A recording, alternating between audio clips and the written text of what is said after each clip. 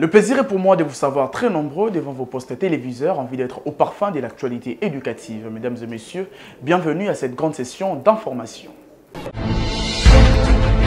L'évaluation de la performance audit interne dans les entreprises publiques du portefeuille transformé en société en République démocratique du Congo de 2017 à 2021. C'est le sujet de la thèse des doctorats soutenue publiquement par le chef de travaux, Tonton Alexandre Kasongawa Mukendi, de la faculté des sciences économiques et des gestions de l'Université pédagogique nationale. La cérémonie a eu lieu le week-end dernier au sein de cette institution. Georges Nzilumbi et Christian Chipamba pour les reportages.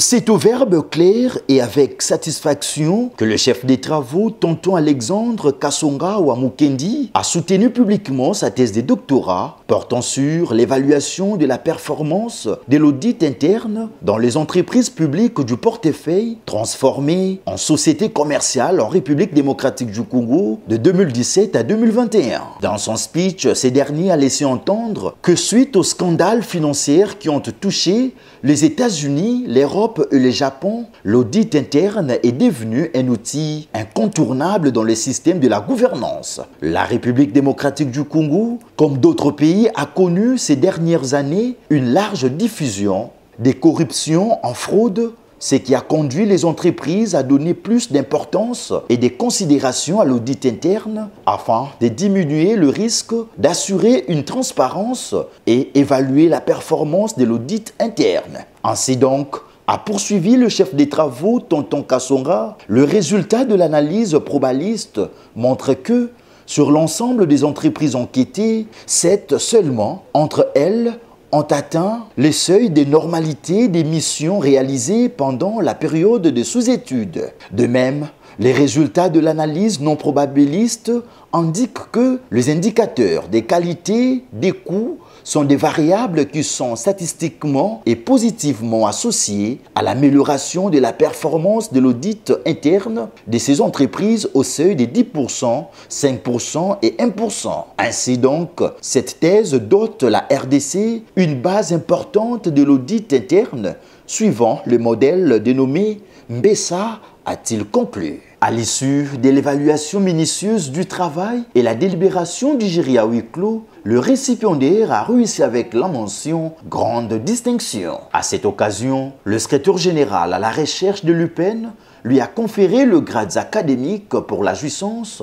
de son nouveau titre. Dans cette même ambiance, les spécialistes en gestion financière et comptabilité a précisé que après les investigations menées sur le terrain, il s'est avéré que ces entités publiques ne sont pas performantes à l'aide des indicateurs que nous avons calculés. C'est dû à une mauvaise gestion, le clientélisme. Aujourd'hui, ces entreprises, hier, Mabimou les a traités de canards boités. Nous avons proposé un modèle par excellence avec les 13 variables qui peuvent aider ces entités à mettre en pratique pour qu'elles deviennent de plus en plus performantes. Les modèles, c'est le modèle MBESA, voudrait dire modèle benchmarking, enquête par satisfaction et audit de l'audit.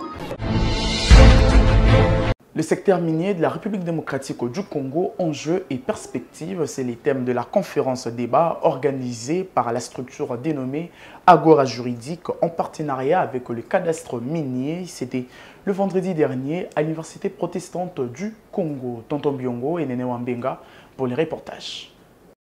L'Université protestante au Congo a servi de cadre pour abriter cette conférence débat que la structure Agora Juridique en partenariat avec les cadastres miniers de la RDC a organisé sous le thème « Le secteur minier de la RDC, enjeux et perspectives ». 3 intervenants ont enrichi les participants, à l'occurrence Mabolia, directeur général des cadastres miniers, qui a abordé la question de l'aperçu du code minier et son rôle en RDC. Le vice-président de la Chambre des mines de la FEC, Cyril Mutombo, a présenté le secteur des mines tout en soulignant qu'il est un secteur de porteurs de croissance. Cependant, il y a encore des défis à relever. Alors, le code minier, on vous en a parlé, la révision du code, on vous en a parlé. Il est important ici de relever que le secteur minier de la RDC a deux sous-secteurs. On a le secteur industriel, dont Cyril vient de parler, et on a le secteur artisanal, dont on ne parle pas beaucoup. On voit surtout les causes. Mais les causes, quand nous parlons du secteur artisanal, je dis toujours qu'il faut voir, c'est quelqu'un qui n'a pas d'emploi, qui cherche un emploi pour faire vivre sa famille. Donc il est souvent dans des situations non seulement de précarité, mais d'urgence. Et comme il doit planter le maïs, ça prend 6 mois, et que sa femme est enceinte, s'il est à côté de là où il y a ce que vous appelez le scandale géologique, il va ramasser quelques pierres et ça fonctionne. Et c'est ça qui produit, disons, les méfaits ou les difficultés que nous avons aujourd'hui à gérer une exploitation artisanale qui fait nourrir plus de 2 millions de personnes. Et ça, c'est important de voir parce que ces 2 millions de personnes, ça fait 2 millions qui travaillent par rapport au secteur minier qui emploie moins que ça, mais qui rapporte beaucoup plus que le secteur minier industriel. Alors, on a parlé, Cyril a parlé tantôt du fait qu'il n'y a qu'une seule mine d'or. Et effectivement, il a raison. Ça tombe bien parce que dans ce schéma ici, je vous montre comment est-ce que la production rien que du cuivre a fonctionné. Aujourd'hui, en 1960, on produisait 300 000 tonnes de cuivre. Laissez-vous pour que les autres puissent voir derrière. Les journalistes, laissez-vous pour que les amis puissent voir. Laissez-vous pour que les amis derrière essaient de voir. Ribin Gebamo, coordonnateur de la structure Agora juridique et étudiant de l'IPC, est revenu sur les objectifs de cette activité. Le plus important est de retenir que la révision du code minier en 2018 a été une réussite totale. Pour notre petite histoire, vers les années 1977-2001, notre code minier était vraiment une grande partie renversée à l'extérieur. C'est-à-dire que ce sont beaucoup plus déjà des extérieurs qui ont bénéficié. D'où la nécessité, conformément à l'article 58 de la Constitution qui dispose que tout Congolais a le devoir de jouir des richesses nationales. C'est ainsi que nous avions vu la révision 2018 qui apporte, n'est-ce pas, beaucoup des innovations.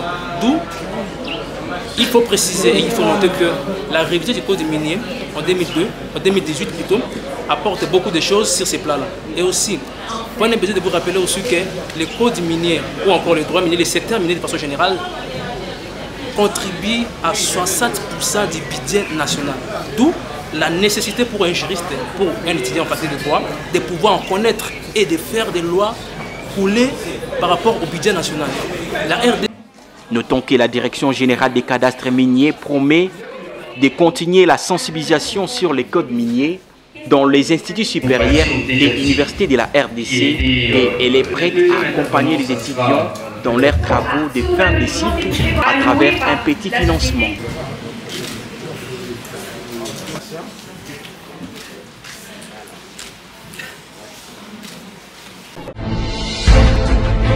Rendons-nous à l'Institut supérieur pédagogique de Lubumbashi pour parler de la clôture du mois dédié à la femme. Les femmes de cet établissement ont discuté sur plusieurs questions qui touchent à leur secteur. C'était en présence de membres du comité de gestion. Suivez.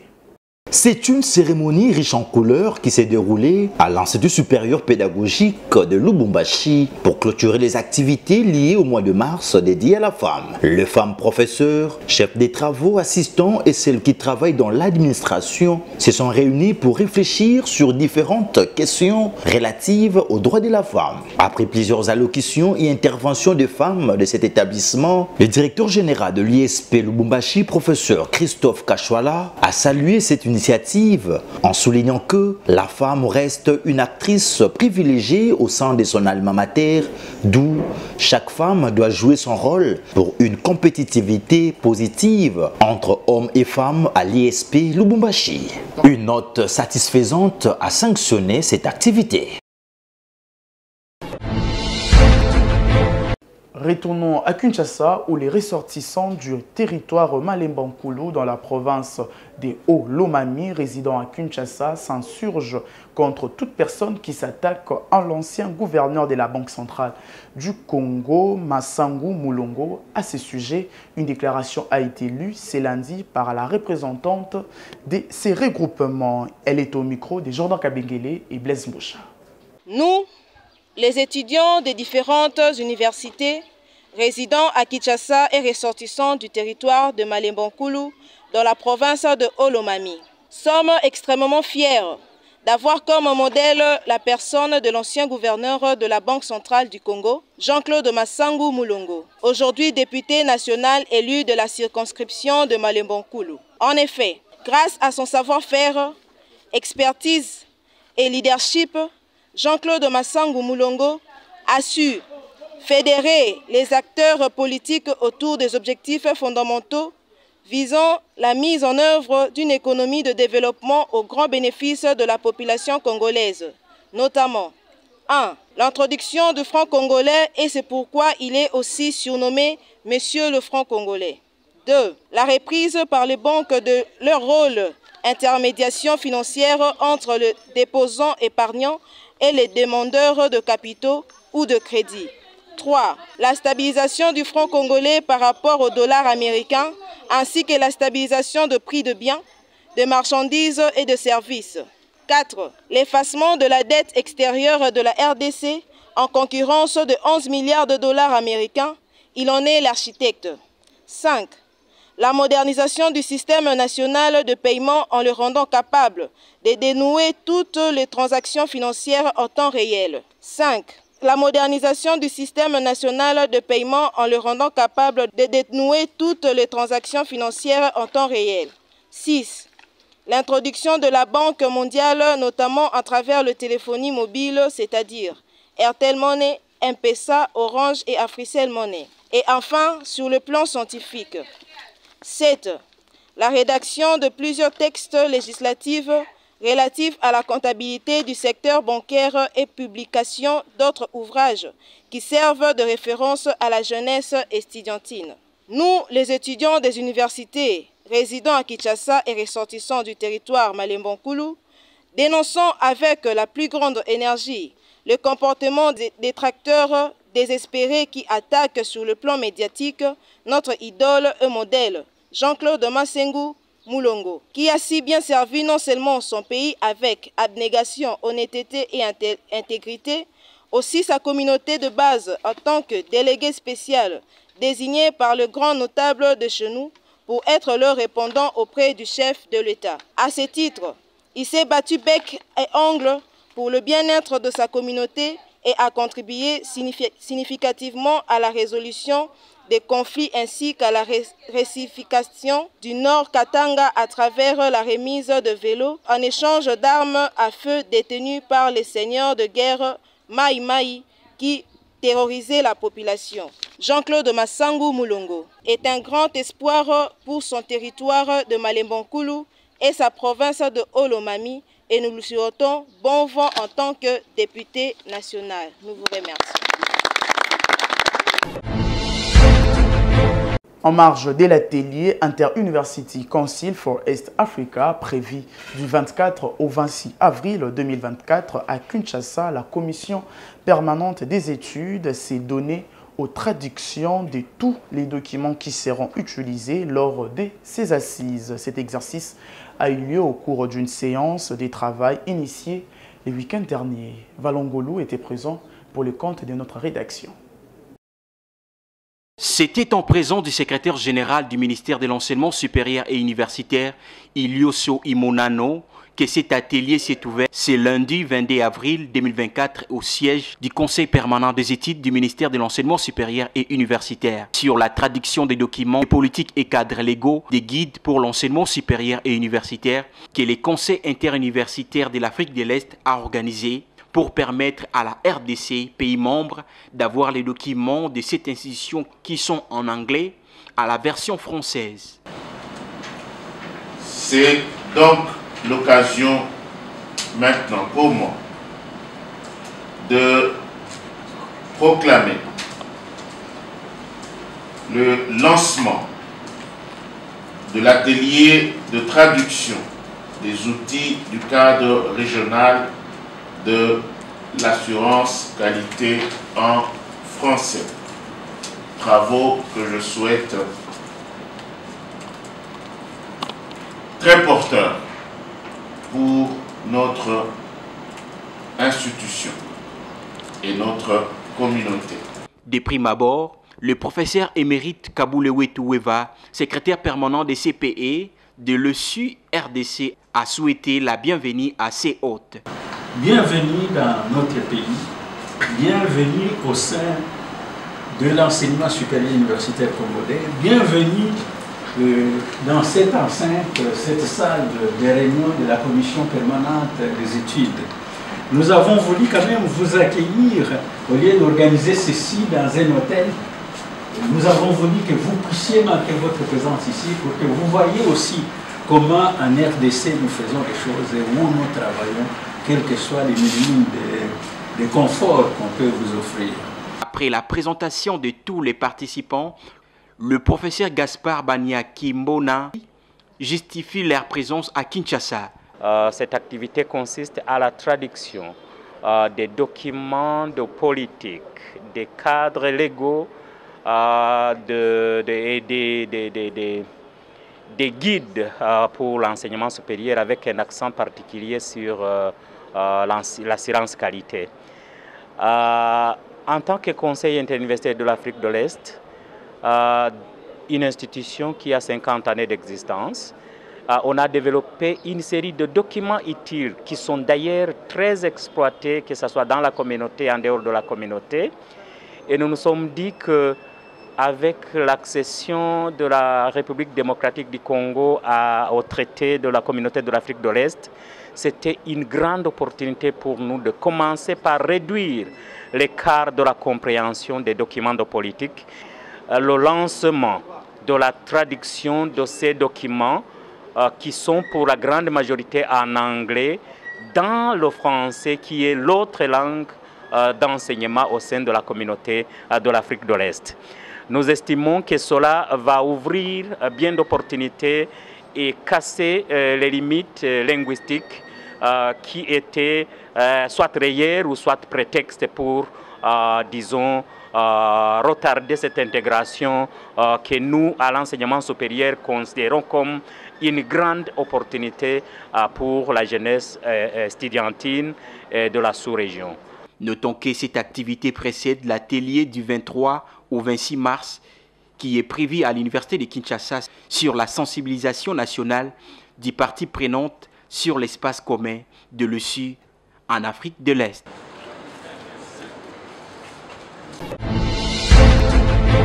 Les comités exécutifs provinciaux du Conseil national de biologistes médicaux et techniciens des laboratoires CNBM en sigle ont célébré la Journée internationale de la biologie technique édition 2024 et l'accueil de nouveaux membres, mais aussi la prestation des serments de ces derniers, une activité qui a porté sur l'apport du laboratoire de biologie médicale dans le programme Couverture Santé Universelle en République démocratique du Congo. Magloire Landou et Tonton Biongo pour les reportages. C'est par le mot d'ouverture du vice-président du Conseil national des biologistes médicaux et techniciens de laboratoire CNBM en sigle que cette journée a démarré. D'entrée de jeu, les nouveaux membres ont été accueillis avant la cérémonie de prestation des serments en présence de plusieurs invités. Dans son mot de circonstance, la présidente provinciale du CNBM, Madame Pélagie Kangou, a félicité et encouragé les assermentés en leur invitant au respect des principes de CNBM. Puis, deux sous-thèmes ont été exploités par l'orateur Justin Kings qui s'est apaisanti sur l'apport du laboratoire médical dans le programme de couverture santé universelle en République démocratique du Congo en démontrant à l'assistance le travail d'un technicien de laboratoire tout en mettant un accent sur l'hygiène à suivre. Et ensuite, Madame Claudine Bousset a parlé de l'antibiogramme, les méthodes d'étude des sensibilités et leurs principes. Les moments tant attendus étaient la prestation des serments. Au total, 180 membres ont pris l'engagement de mettre en valeur leur profession. Satisfait de leur détermination, le vice-président national de CNBM a pris acte de ces serments. Pour la circonstance, la présidente provinciale Pélagie Kangou a placé un mot. Nous avons pensé parler de la couverture santé universelle parce que c'est le programme actuel du chef de l'État. Et comme vous le savez, dans tous les domaines de la médecine, les laboratoires médicaux jouent un rôle très important. Et nous, on voulait épingler le nôtre par rapport au programme couverture universelle qui est d'abord jusque-là focalisé sur la maternité Et nous voulions bien démontrer combien nous agissons pour faire réaliser ces programmes. Ce qui est sûr, nous ne pouvons pas parler de la couverture santé universelle si les laboratoires n'agissent pas.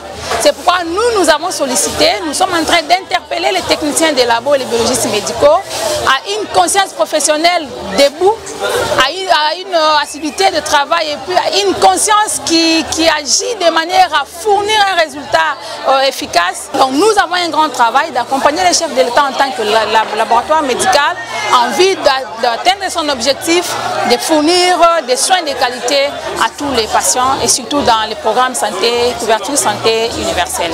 Et pour clôturer cette activité, les 180 assermentés ont reçu leur attestation de main du vice-président national du CNBM.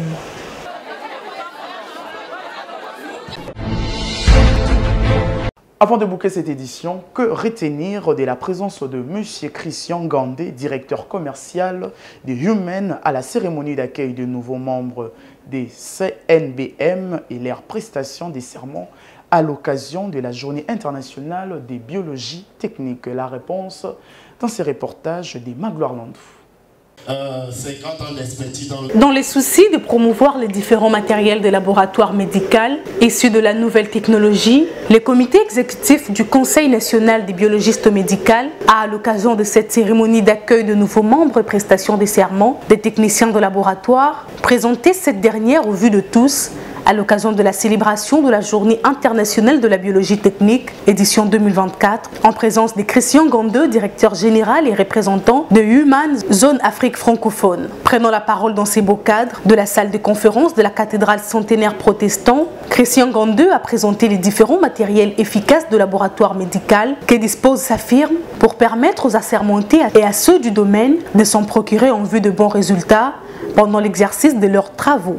Poursuivant avec son allocution, le représentant de Human a présenté les avantages de son entreprise qui œuvre pour l'amélioration du service de laboratoire tout en épinglant sur l'accompagnement, la formation et l'assistance des achats des matériels car il est primordial. En première ligne, ma présence ici en RDC, je viens dans le cadre du suivi de nos partenaires locaux parce que la société Human étant un expert dans le domaine de l'immunodiagnostic a des représentations un peu partout dans le monde. Et pour qu'on se rassure que la qualité allemande est implémentée partout où nous sommes présents dans les marchés, il est important de faire des descentes sur le terrain.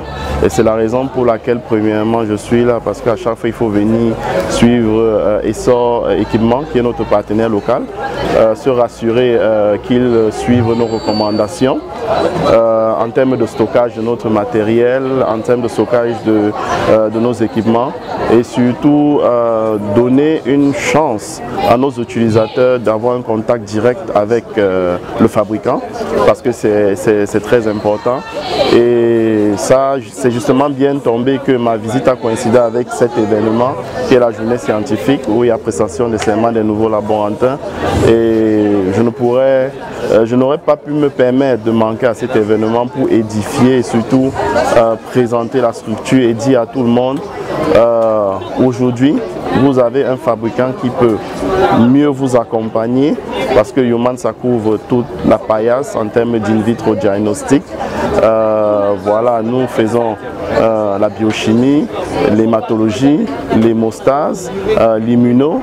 Qui parle d'immuno parle des technologies ELISA, des technologies chimie-luminescence, des technologies fluorescence à immunoessai, des point of care, des technologies moléculaires.